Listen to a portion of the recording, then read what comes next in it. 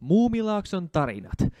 Yksi lapsuuteni ajan suosituimmista lastenohjelmista, jossa japanilaiset kyllä näyttivät kyntensä. Hei, tiesittekö muuten, että Muumilaakson tarinat tuotettiin oikeasti 2 erässä? Oikeastaan kumpikin puolisko Muumilaakson tarinoista esitetään Japanissa täysin eri nimillä.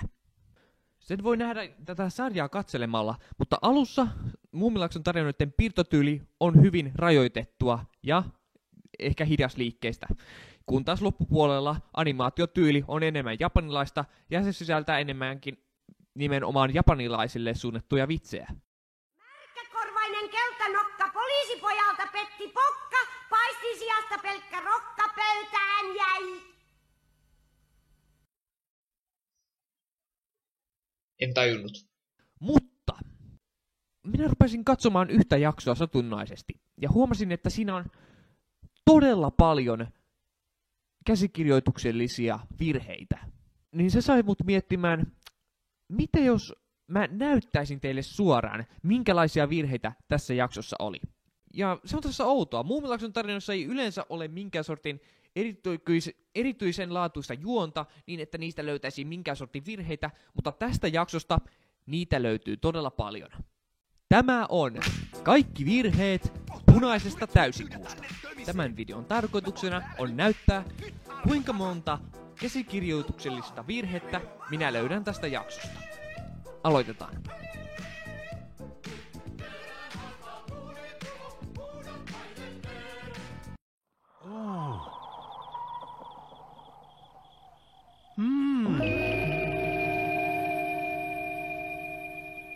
Kuu on tullut punaiseksi.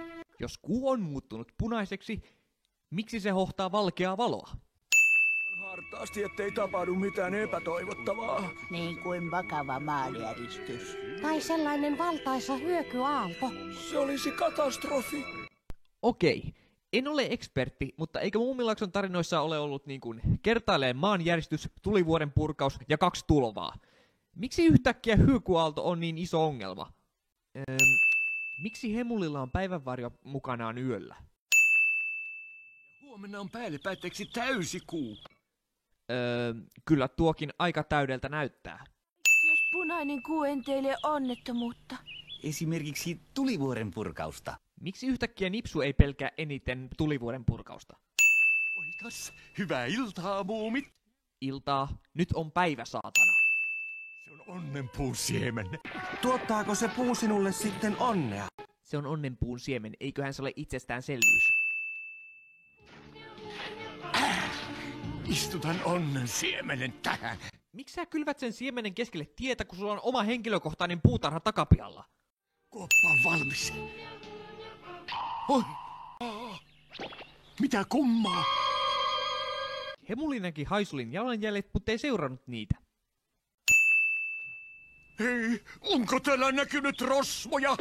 Muumilaaksossa on tasan 1 rosvo, eikä Hemuli tajua kuka se on. Minä tahdon onneni takaisin. Miten yhtäkkiä Hemulin kaltainen raappa juoksee yhtäkkiä nopeammin kuin Tyson Gay ja Usain Bolt? Onnenpuun siemen on kadonnut. Tulkaa etsimään. Miksi luulet, että kukaan tulee etsimään siementä, josta sä et ole kertonut kellekään? Onnenpuun siemen. Ehkä siemen liittyy jotenkin punaisena möllöttävään kuuhun.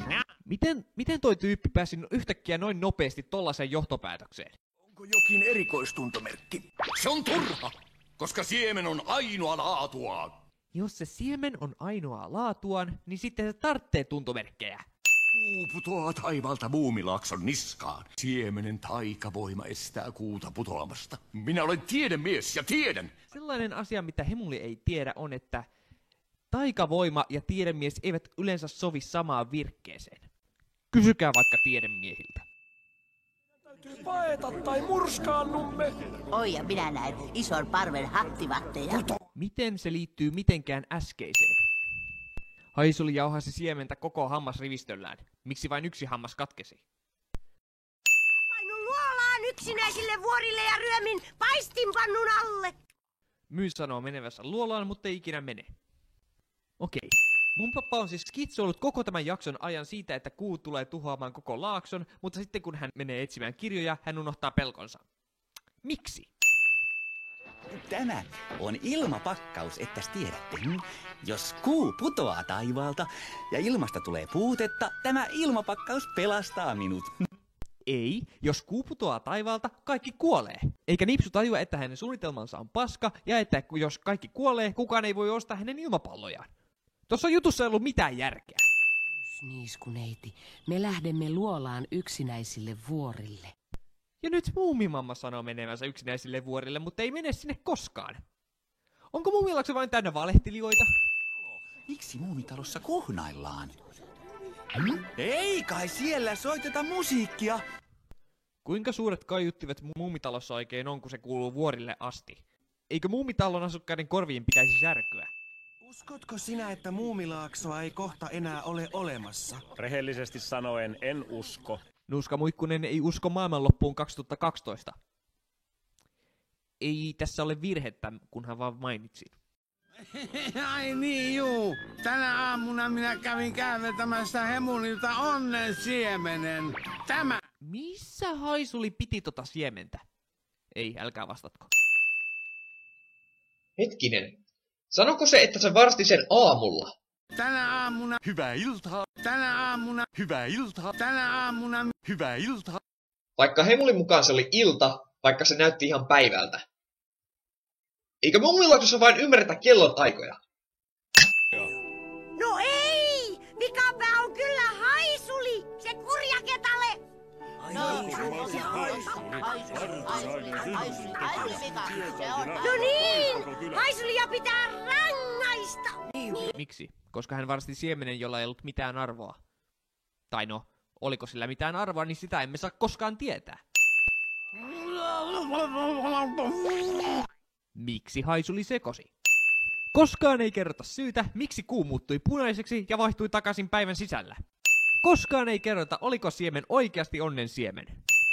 Koskaan ei myöskään kerrota sitä, että oliko punaisella täydellä kuulla ja onnen siemenellä jotain yhteistä. Että isoisä lahjoitti Hemulille siemenen muistoksi näiden yhteisistä hetkistä, mutta se tarkoittaa sitä, että Hemulin täytyy tietää, mitä punainen täysikuu tarkoittaa. Ja jos hän kerran tiesi, mitä punainen täysikuu tarkoittaa, miksei hän sitten kertonut sitä muille? Toisin sanoen, tässä jaksossa ei ollut mitään järkeä. Ja se on aika paha, kun jakson nimi on Punainen täysikuu, mutta sille, että miksi se kuu muuttuu punaiseksi, sitä syytä ei kerrota ikinä. Tämä jakso sitten voidaan tiivistää vain yhteen lauseeseen. Laiska käsikirjoitus. Koska tämä jakso menee tällä tavalla. Kuu muuttuu punaiseksi. Kaikki pelkäävät punaista kuuta.